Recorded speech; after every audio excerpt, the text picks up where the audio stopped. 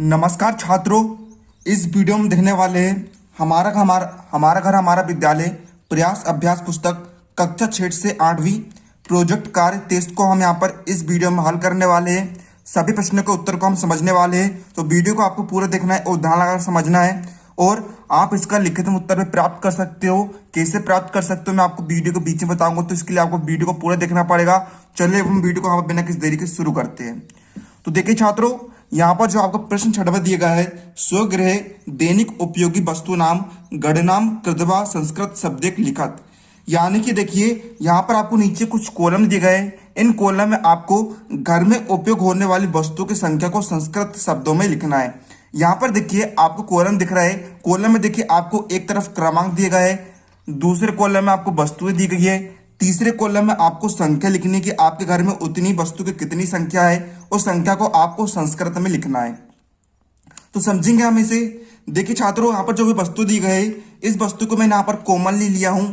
जैसे कि देखिए यहाँ पर गिलास है, गिलास को कॉमनली मैंने ले लिया हूँ 15 को संस्कृत शब्द में कहते हैं पंचदश। तो इस प्रकार से आप जो संख्या है आप अपने हिसाब से भी लिख सकते हैं। आपके घर में उस वस्तु की कितनी संख्या है आप उस हिसाब से लिख सकते हैं। मैंने यहाँ पर कॉमनली लिया हूँ। तो देखिए छात्रों, पहला क्वेश्चन आपको दिया गया है चस्का। चस्का को हम हिंदी में कहते हैं गिलास। गिलास देखिए, गिलास की मैंने यहाँ पर कॉमन संख्या लिए हूँ 15। जैसे कि मान के चलिए मेरे घर में कितने गिलास है, 15 गिलास है, और 15 को हम संस्कृत में कहते हैं पंचदश कहते हैं। इसी प्रकार देखिए दूसरा हमें दिया है सचल। सचल को हिंदी में कहते हैं मोबाइल। मोबाइल की संख्या मेरे घर में है मान के चलिए 2। तो आप भी इस प्रकार से अपने हिसाब से आपके घर में कितनी संख्या है उस हिसाब से आप लिख सकते हैं। और 2 को संस्कृत में लिखते हैं द्वे। तीसरा देखिए, तीसरा यहाँ पर दूरदर्शनम, यानी कि हिंदी में कहते हैं टीवी। टीवी की संख्या कॉमनली सबके घर में 1 होती है, तो 1 को संस्कृत में कहते हैं एकम। चौथा दिया है आसंदा। आसंदा को हिंदी में कहते हैं कुर्सी। कुर्सी की संख्या मान के चलिए है 2 को हम लिखते हैं संस्कृत में द्वे। छत्रम यानी छाता। छाता की संख्या कोमल घर में 3 से 4 छाते होते हैं, तो देखिए हमने यहाँ पर लिखा है 3 को संस्कृत में कहते हैं त्रीणी। इसी प्रकार देखिएगा यहाँ पर यहाँ 6वां आपको दिया गया है घटा। घटा को हिंदी में कहते हैं घड़ा। घड़ा की संख्या यहाँ पर लिखी है 5 को संस्कृत में कहते हैं पंच। 7वां दिया है यहाँ पर पुस्तकम, यानी कि इसे हिंदी में क्या कहते हैं, हिंदी में कहते हैं इसे किताब कहते हैं। किताब की संख्या है ना, मान के चलिए यहाँ पर 12 है, 12 को कहते हैं संस्कृत में द्वादश। आप ये भी लिख सकते हैं, फिर अपने हिसाब से यहाँ पर लिख सकते हैं। 8वां दिया है द्विचक्रिका का, यानी कि इसे कहते हैं साइकिल, है ना। साइकिल में 2 चक्र होते हैं, इसलिए इसे कहते हैं द्विचक्रिका कहते हैं संस्कृत में। और संख्या यहाँ पर लिख दिया हमने 2, और इसे संस्कृत में कहते हैं द्वे। 2 को कहते हैं द्वे कहते हैं। 9वां दिया है कंदुका। कंदुका यानी गेंद।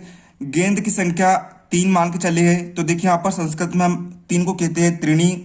10वां दिया है कक्षा। कमरे। आपके घर में कितने कमरे उस हिसाब से आप यहाँ पर लिख सकते हैं। जैसे कि मान के चलिए यहाँ पर हमने लिख दिया 6 को संस्कृत में कहते हैं सठ। इस प्रकार से हमने यहाँ पर जो आपका प्रश्न 6वां इसके सभी प्रश्नों का यहाँ पर आंसर देख लिया है। अब बढ़ते छात्रों हम प्रश्न 7वें की तरफ। प्रश्न 7वां आपको दिया है निर्देशानुसारम संख्या अंकेषु संस्कृत शब्द लिखत। यानी कि देखिए आपको जो क्वेश्चन दिया है, इस क्वेश्चन में आपको निर्देश का अनुसार संख्या जो आपको दी है इसे अंकों में लिखना है या फिर संस्कृत शब्दों में लिखना है। तो देखिए छात्रों हम इसे समझेंगे। तो देखिए 2 कॉलम आपको दिया है। पहला कॉलम है अंकों में, दूसरा कॉलम है आपको शब्दों में। तो देखिए अंकों में देखिए यहाँ पर देखिए समझेंगे हम। देखिए सबसे पहले आपको दिया गया है उदाहरण के तौर पर 5 को संस्कृत शब्द में कहते हैं पंच। अब हम यहाँ पर हल करेंगे। तो देखिए यहाँ पर दिया है आपको 2 को संस्कृत में हम क्या कहते हैं हम उसे द्वे। तो आप यहाँ पर लिखेंगे द्वे। फिर दिया है 3 को हम संस्कृत में कहते हैं त्रीणी। तो आप यहाँ पर लिख लेंगे क्या, त्रीणी। यहाँ पर देखिए आपको हिंदी में दिया गया है चतवारी। चतवारी को अंक में कहते हैं 4, तो आप यहाँ पर लिखेंगे 4। फिर दिया यहाँ पर 7 अंक दिया गया है। 7 को हम संस्कृत में कहते हैं क्या, सप्त कहते हैं, तो आप यहाँ पर लिखेंगे सप्त। अब देखिए यहाँ पर दिया है अष्ट। अष्ट को अंक में कहते हैं 8। अब फिर देखिए यहाँ पर आपको दिया गया है 1 को संस्कृत शब्द में कहते हैं एकम, तो आप यहाँ पर लिख लेंगे एकम। फिर दिया गया 6 को संस्कृत में कहते हैं क्या, सठ कहते हैं, तो आप यहाँ पर लिखेंगे सठ। फिर देखिए यहाँ पर दिया गया आपको संस्कृत में दिया गया है नव। नव को अंक में कहते हैं 9।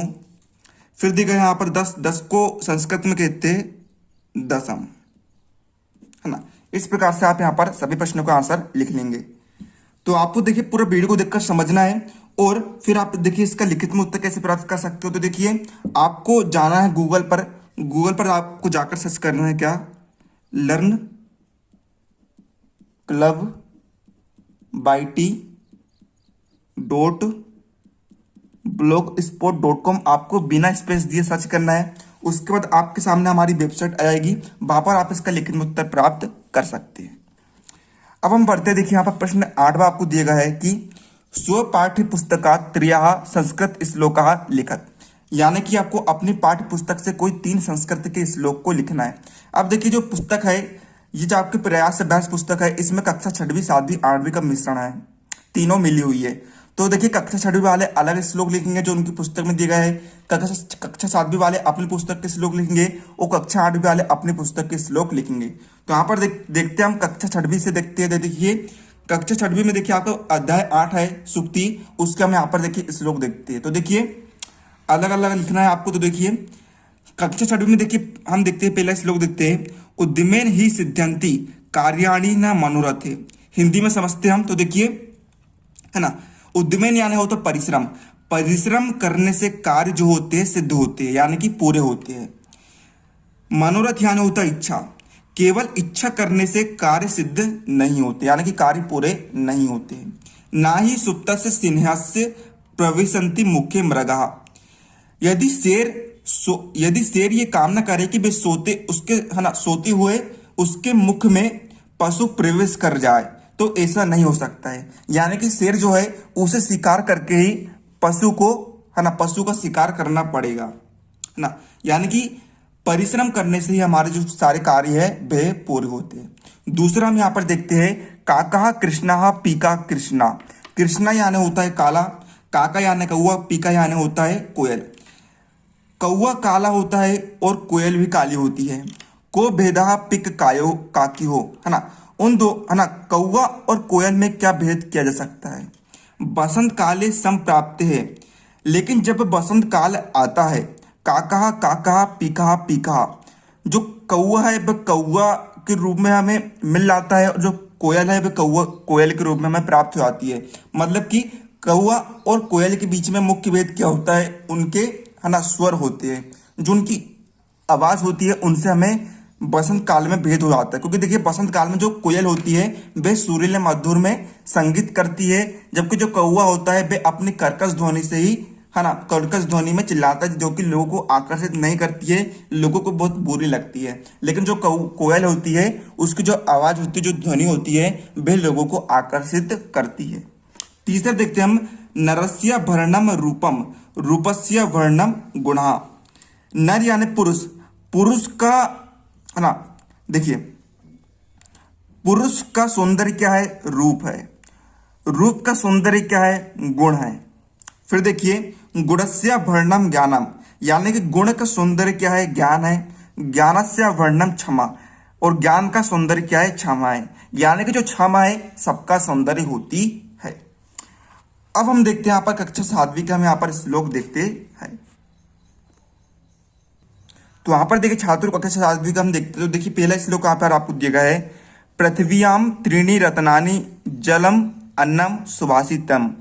यानी कि पृथ्वी में केवल 3 ही रत्न है ना, पृथ्वी में केवल 3 ही रत्न है। त्रीणि यानी होता है 3, जल, अन्न यानी कि भोजन, और सुभाषितम यानी कि सुविचार, है ना।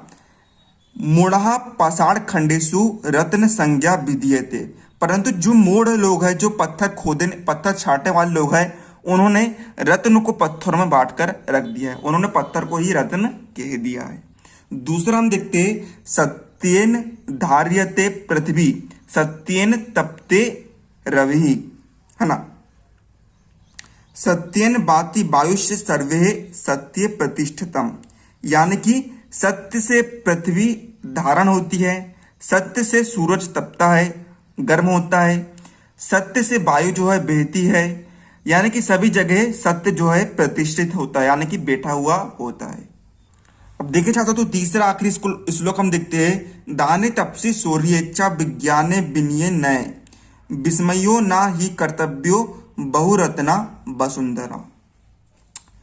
अब हम देखते हैं कक्षा 8वीं के श्लोक हम यहाँ पर देखते हैं। तो देखिए पहला श्लोक दिया गया है, गुणा गुणज्ञसु गुणा भवन्ति ते निर्गुणम प्राप्य भवन्ति दोषः।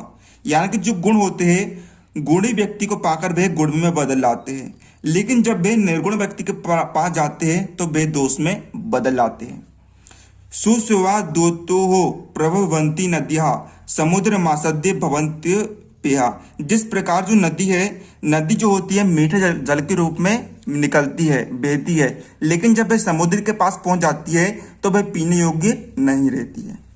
दूसरा हम यहाँ पर देखते हैं, साहित्य संगीत कला विहीना साक्षात पशु पुच्छ विषाण हीना, है ना।